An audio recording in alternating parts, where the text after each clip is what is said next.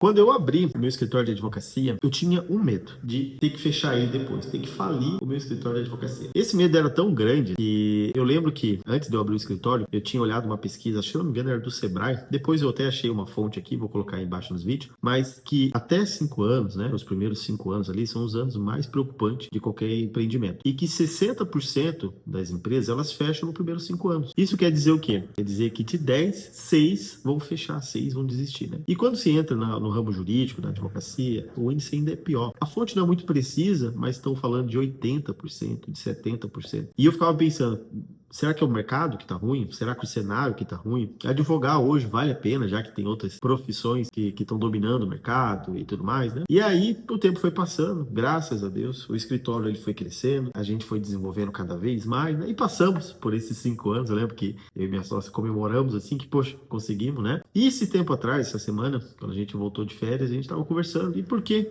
O que a gente fez de diferente, né? A gente tentou elencar ali quais foram nossos diferenciais, até porque para a gente aprender com eles e ver se consegue potencializar eles, e que nos permitiram a continuar com o escritório e continuar cada vez melhor, contratando mais advogados, tendo um valor social maior, fechando mais contratos, entregando a justiça para mais clientes. E por isso eu decidi fazer esse vídeo. Aqui eu vou elencar quais foram os nossos diferenciais e o que você deve fazer para não falir o teu escritório de advocacia. Agora, se você quer falir o teu escritório de advocacia, primeiro, você não assiste esse vídeo. Segundo, não curta aqui ou não se inscreve no nosso canal. Isso pode aumentar em 1% a chance de você falir o teu escritório. A primeira coisa que eu e minha sócia levantamos ali foi manter sempre estudando. Sempre, sempre. E quando você decide abrir o escritório de advocacia, sendo bem sincero com o colega, a parte jurídica ela fica em segundo plano. Porque a parte jurídica é o básico, tu já sabe a parte jurídica. O principal agora vai ser outras áreas. Oratória, venda, organização, liderança, gestão. Então, cada vez mais você vai ter que ter outras habilidades. Eu sempre falava para minha sócia assim, ó, o Jová, que está fechando 2 contratos por mês, vai ter que evoluir muito para ser o Jová que fecha 100 contratos por mês. E essa evolução vai ter que ser por meio do estudo. Óbvio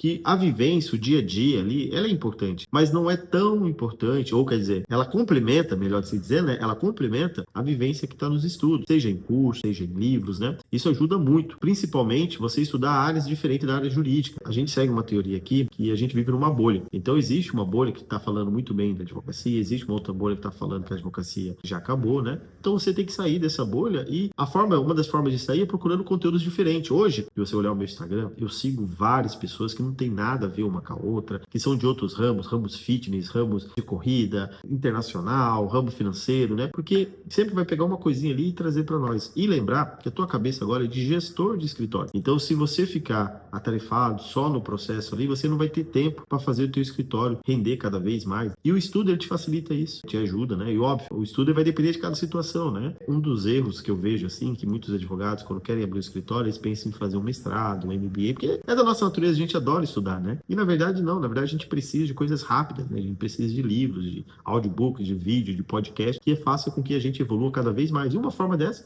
é de seguir o nosso canal, de se inscrever aqui, porque dessa forma você também consegue estar evoluindo junto comigo. Mas não basta só isso. Se você não saber delegar as atribuições do seu escritório, delegar tarefas, isso também pode te prejudicar, porque você vira um centralizador. Imagina assim, ó, quantos de horas a mais por dia eu precisaria ter fechando 100 contratos? Isso é praticamente impossível. E além de prejudicar ainda a parte mental, a parte física. Então, quando você contrata e delega para essa pessoa, você está praticamente comprando as horas dela. Então, isso facilita bastante. Eu, particularmente, tive uma facilidade muito grande de delegar, porque desde o começo eu entendi que eu consigo entregar 100%. Se a pessoa que eu contratar, ela entregar 80%, tá ótimo já, porque às vezes aqueles 20% que sobrou ali não é tão importante, não é tão relevante assim, né? E muito pelo contrário, as pessoas que fui contratando, graças a Deus, elas foram cada vez mais evoluindo e hoje é o contrário. Se eu for fazer o que eu fazia antes, eu entrego 80% e eles entregam 100%. Isso foi baseado em confiança, em método, né? Não é simplesmente a gente entregar um processo e faça, né? Mas com o tempo a gente vai arrumando essa delegação e hoje, depois que você acostuma a delegar, você vê que cada vez mais tu tá comprando a hora deles e tá sobrando mais para que você possa investir o seu tempo no teu escritório para ele crescer de forma eficiente. E falando em crescer de forma eficiente, a gente precisa de contratação estratégica. Eu vejo muito assim, principalmente alguns que vêm conversar comigo, falando, pô, eu acho que eu preciso contratar. Só que não sabe para que função que vai contratar, o que essa pessoa vai fazer, e também é esse o receio que dá. Uma dica que eu tenho para que você possa contratar de forma mais eficiente é criar fluxograma. Faça assim, ó, pega uma folha de caderno e anota tudo que você faz no dia e veja qual aquilo faz teu escritório crescer mais, faz ele evoluir, e qual que não faz. Por exemplo,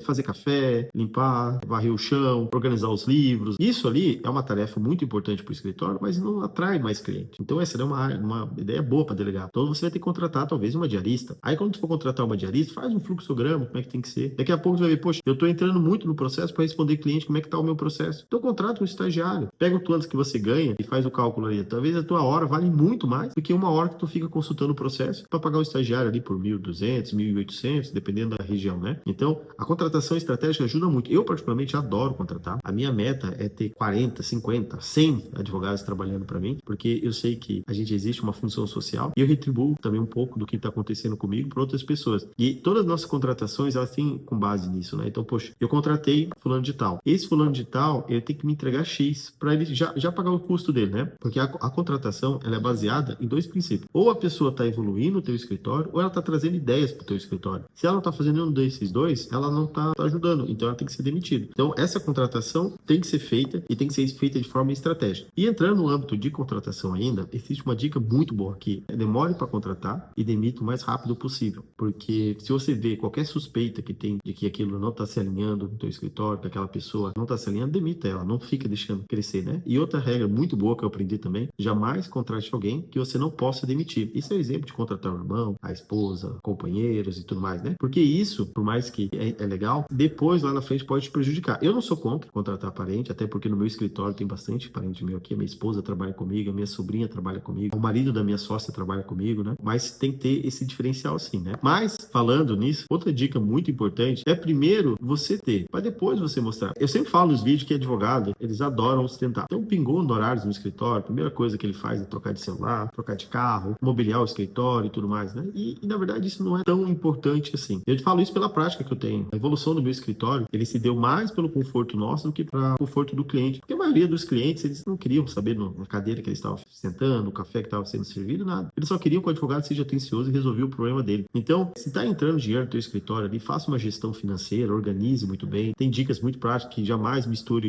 a pessoa física com a pessoa jurídica, separe as contas, tenha uma reserva de emergência, isso é o básico. Mas também foque nisso, assim, independentemente da área que você tem, se for área empresarial, área tributária, né? Eu sei que é importante o status do advogado ali, mas tirando o papo de guru, realmente é importante, realmente teu cliente está te contratando porque você está com esse relógio, ele está te contratando porque tu tá com o carrão, ou porque você se comporta como um advogado de sucesso? Esse é um questionamento que eu tive e eu optei por ser uma pessoa mais simples, não ostentar tanto, e tá dando certo, seja pela área que eu trabalho, seja pela forma que eu me expresso, mas eu acredito que é um caso para você pensar também se realmente vale a pena você ficar demonstrando antes de você ter o que demonstrar. Uma dica também muito importante é você imaginar que o escritório é uma entidade. Aqui no escritório a gente faz isso. Tem eu, tem a minha sócia e tem o escritório. Então a gente jamais cria situações que vai prejudicar a visão do escritório. Teve tempos atrás que eu podia comprar o melhor computador para mim, mas eu sabia que com aquele valor eu podia comprar mais 3 computadores para o escritório. Então sempre eu boto como prioridade o escritório. Eu gosto sempre de imaginar que o escritório ele é possessivo, então ele demanda muito tempo. Tudo que eu for mostrar para ele, tudo que for gerir, primeiro tem que passar pelo escritório, pelo bem do escritório, porque o escritório é o que vai sustentar não só eu, mas todas as famílias das pessoas empregadas aqui. Então quando entra o dinheiro no escritório, a gente tem planejamento até de compras aqui. Antes da gente colocar no bolso, a gente passa para ver como é que está a situação do escritório. Aprender a dormir no barulho também é uma dica muito boa, tá? Você vai ter cliente torrando tua paciência, você vai ter talvez folha de pagamento que você nem sabe como é que vai pagar. Isso faz parte do advocacia. E com o tempo, você vai organizando. Hoje fala-se muito em empréstimos para alavancagem de capital, mas o mais importante é você saber que abrir um escritório de advocacia, ter pessoas para coordenar, ter pessoas para você organizar, ter processo, é do negócio e sempre vai vir atrelado um estresse com aquilo, né? Constantemente, o tempo que eu tô gravando esse vídeo, tem milhares de clientes para me responder e eu sei que alguns deles não vão estar satisfeitos, eu sei que alguns deles vão estar culpando por algum erro e tudo mais, ainda mais quando você advoga no volume, né? E isso faz parte do jogo. Isso não define quem você é, define algum erro que teve ali, você vai remediar, vai organizar, mas saber que sempre vai ter algum problema para você. E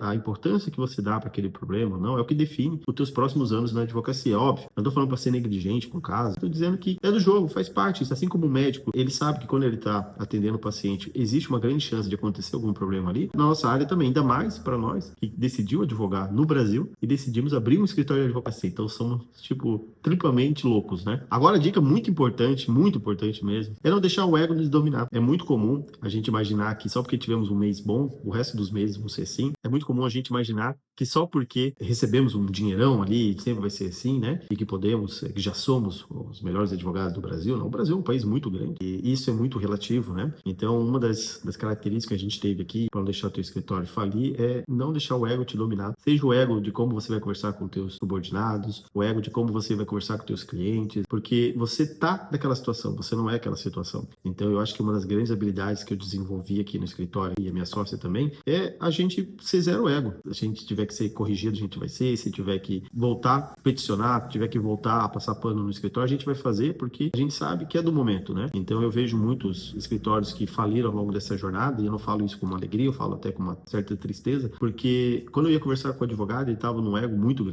grande mesmo, e muitos funcionários deles depois vinham se queixar, outros advogados vinham se queixar, e aquela pessoa, ela não durou muito tempo no mercado, né? Então toma muito cuidado com o teu ego, óbvio, a gente tem que ter um certo orgulho de que nós vamos nos tornando, mas o ego tem que tomar cuidado porque ele pode acabar custando, né, o nosso sucesso na advocacia e do nosso escritório. Então é isso, pessoal, foram as dicas, as reflexões que eu fiz, por que o nosso escritório não faliu e por que você deve seguir elas, né, para que você possa ter um escritório longo, duradouro e próspero, né? Se você gostou desse vídeo, se inscreve aqui, comente aqui embaixo também e a gente vê no próximo episódio. Tchau!